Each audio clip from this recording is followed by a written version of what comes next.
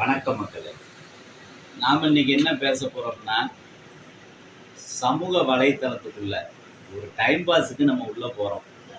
அப்போ நம்ம மனநிலை ஒரு ஜாலியாக இருக்கணுங்கிறதுக்காக.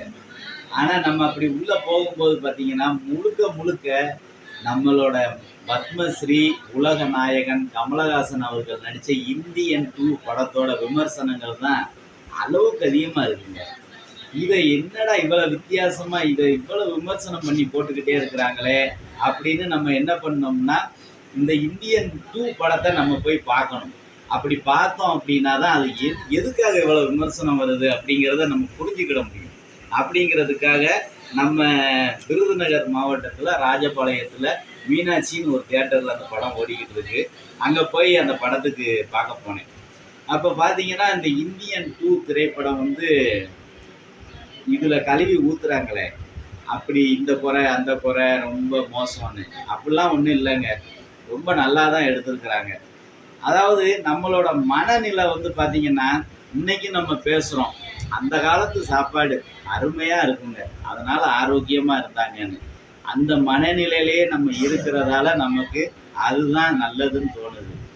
அதே மாதிரி இந்த இந்தியன் திரைப்படம் இவங்க அந்த ஃபர்ஸ்ட் பார்ட்டை பார்த்தவங்க அதே எண்ணத்துல நம்ம அந்த இதை போய் பார்க்க போகிறதால இவங்களுக்கு அந்த முதல் பாகத்துல இருந்த மாதிரி இதுல பாட்டு வரலையே, அதுல இருந்த மாதிரி ஜோக்கு வரலையே, அதுல இருந்த மாதிரி இதுல நடிப்பு இல்லையே, அதுல இருந்த மாதிரி இதுல இசை இல்லையே, அதுல இருந்த மாதிரி பாடல் வரிகள் இல்லையே அப்படின்னு பல கேள்விகள் எழுது.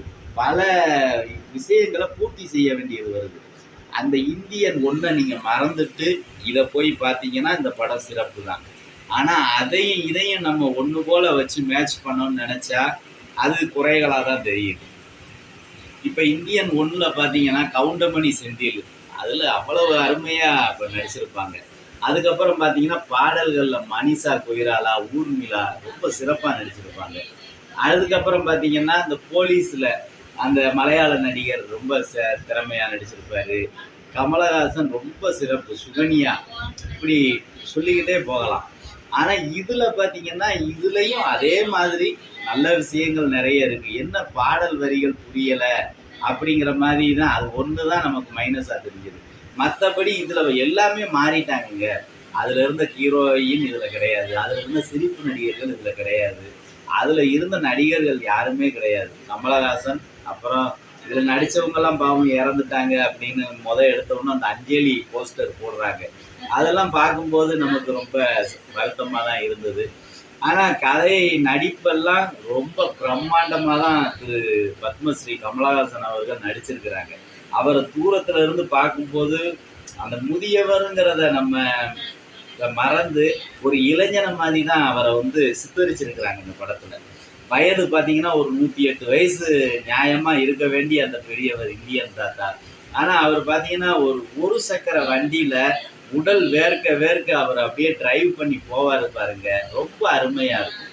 அதே மாதிரி அந்த வட மாநிலத்துல குஜராத்ல ஒரு மார்பிள் ரொம்ப கொள்ளையடிச்சு ஒருத்தன் பணக்காரன் ஆயிருப்பான், ஃபுல்லா தங்கமா வச்சிருப்பான். அவனை கொலை பண்ணக்கூடிய சீன்ல அப்படி பைஜாமா மாதிரி ஒரு ட்ரெஸ்ஸு போட்டு அந்த மாநிலத்துக்கு தகுந்த மாதிரி போட்டு அருமையா செமையா பண்ணியிருப்பாரு. ஒவ்வொரு விஷயத்துலையும் ஒரு கவனிக்க வைக்கிது. கிட்டத்தட்ட அந்த படம் ஒரு 3 மணி நேரம்னு வச்சுக்கோங்க, அந்த டைம் பாஸ் ஆகிறதே நமக்கு கொஞ்சம் கூட தெரியல. அந்த அளவுக்கு நல்ல அருமையா எடுத்திருக்கிறாரு திரு சங்கர். இசையும் நல்ல சிறப்பாக தான் பண்ணியிருக்கிறாங்க. விமர்சனம் பண்ணணுங்கிறதுக்காக ஒரு படத்தை குறை சொல்லணும்னு அவசியம் இல்லை. இந்த படம் பார்த்தீங்கன்னா தமிழ்நாட்டில் மட்டும் 11 நாளில் கிட்டத்தட்ட 52 கோடி ரூபா வசூல் பண்ணியிருக்குங்க. மற்ற படங்களை பார்க்க விட இது கொஞ்சம் கம்மி, அவ்வளவுதான். அதுக்காண்டி ரொம்ப மோசம்லாம் ஒதுக்க முடியாது. இந்த நம்ம சமூக வலைத்தளங்களில் சுத்தமாக அது ரொம்ப மோசம்னு சொல்றதால அந்த படம் பார்க்க போறவங்க கூட போகாம இருக்க வாய்ப்பு இருக்கு. ஏன்னா நம்ம ஒரு விளம்பரம் பண்றதால ஒரு நஷ்டம் அடையக்கூடாது. ஒரு சினிமாங்கிறது பார்த்தீங்கன்னா அந்த ஒருத்தர் மட்டும் அதுல உழைக்கல, கிட்டத்தட்ட அது ஒரு ஊர் மாதிரி தான். பலரோட உழைப்பு அந்த படத்துல இருக்குது.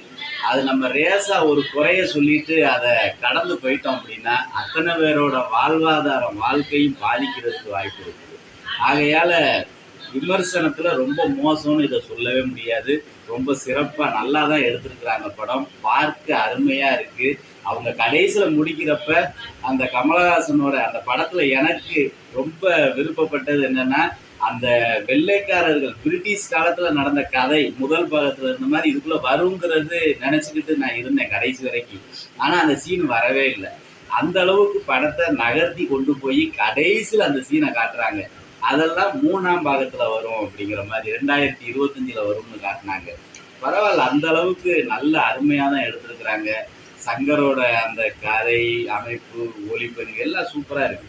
அன்னைக்கு இந்தியன் 1ல் எழுதின வசனம் எழுதின அந்த யாருமே இன்னைக்கு உயிரோட இல்லைங்க. பாட்டு எழுதின நம்ம வாலியில இருந்து அந்த வசனங்கள் எழுதினவர் பேர் எனக்கு தெரியல, அவரும் இப்போ உயிரோட இல்லை. நிறைய பேர் இல்லை. அப்படிங்கிறப்ப இன்னைக்கு டேஸ்ட்டுக்கு இன்னைக்கு இருக்கிறவங்களோட திறமையை அந்த படத்துல காட்டியிருக்கிறாங்க. ரொம்ப நல்லா எடுத்திருக்கிறாங்க. 3ஆம் பாகத்தை எதிர்பார்க்க வைக்கிது. கடைசியில் அந்த படம் வந்து கடைசியில் யாரும் வெளியே போகலை. லாஸ்ட் வரைக்கும் உட்காந்து பார்த்துட்டு தான் வந்தாங்க. கூட்டமும் அதிகமாக தான் இருந்தது. நான் போனது 10:15 போனேன் இரவு. ரொம்ப அதிகப்படியான கூட்டம் தான். படம் ரொம்ப அருமையாக நல்லா தான் இருக்குது. பார்க்க வேண்டிய படம் தான். கமலஹாசனோட முழு திறமையை அதில் காட்டியிருக்கிறாரு. எந்த குறையும் சொல்ல முடியாத அளவுக்கு படம் பரபரப்பாக தான் போய்கிட்டு இருக்குது. எந்த குறையும் இல்லாமல் அருமையாக இருக்குது. இந்தியன் 2க்கு வாழ்த்துக்கள். அதே மாதிரி இந்த படத்தில் வந்து தாத்தா வர்ம கலையில் குதிரை மாதிரியே ஓட விடுவார் ஒரு சிலரை. அந்த மாதிரி வர்ம கலை பண்ணுறாரு. அப்படி இப்படி செஞ்சு இந்த விரல்கள் சுழண்டு போய் அந்த நரம்பை பிடிச்சி உடைச்ச உடனே உள்ளுக்குள்ள அந்த ரத்தங்கள் மூளைக்கு போய் என்ன பண்ணுதுன்னு ரொம்ப தத்ரூபமாக காட்டியிருக்காங்கங்க. அந்த ஒன்றில் வந்து அந்த தாத்தா வர்மக்கலை பயன்படுத்தும் போது பரபரப்பு சண்டை காட்சிகளாக இருக்கும், கொலையாக இருக்கும். ஆனால் இதில் நகைச்சுவை அப்படி சிரிக்க வைக்குது. அந்த மோசமான நபர்களை தன்னோட இந்தியன் தாத்தா ஸ்டைலில் போய் அப்படி ஒரு போட்ட உடனே அவன் அப்படியே குதிரை மாதிரி ஓடுவாங்க ரோட்டில். ஓடி கடைசி வரைக்கும் அந்த ரத்தம் கக்கி சாகக்கூடிய சீன்லாம் ரொம்ப ரசிக்கும்படியாக இருக்குது. சிரிப்பு வருது. அதே மாதிரி இன்னொரு பணக்காரன் ரொம்ப கொள்ளையடிக்கக்கூடியவன், அவனை பார்த்தீங்கன்னா அவனோட கழுத்தில் ஒரு போடுவார். தன்னை உடம்புல இருக்க ஒரு சொட்டு நீர் வரைக்கும் எல்லாம் வெளியேறும். அந்த அளவுக்கு ரொம்ப ஒவ்வொரு விஷயமும் ரொம்ப அருமையாக பண்ணியிருக்காரு சங்கர். கமலஹாசனும் அவ்வளோ சிறப்பாக பண்ணியிருக்காரு. அதே மாதிரி கமலஹாசன் தன்னோட 6 பேக் பாடி அப்படி காட்டுவார் பாருங்க, பிரம்மாதங்க. எங்கேயோ போயிட்டார் கமலஹாசன். உண்மைக்கே அவர் இந்த வயசுல இவ்வளவு எஃபெக்ட் போட்டு நடிக்கிறாருன்னா ஒரு சிறந்த நடிகர் நம்ம தமிழ்நாட்டுக்கு கிடைச்சிருக்காரு.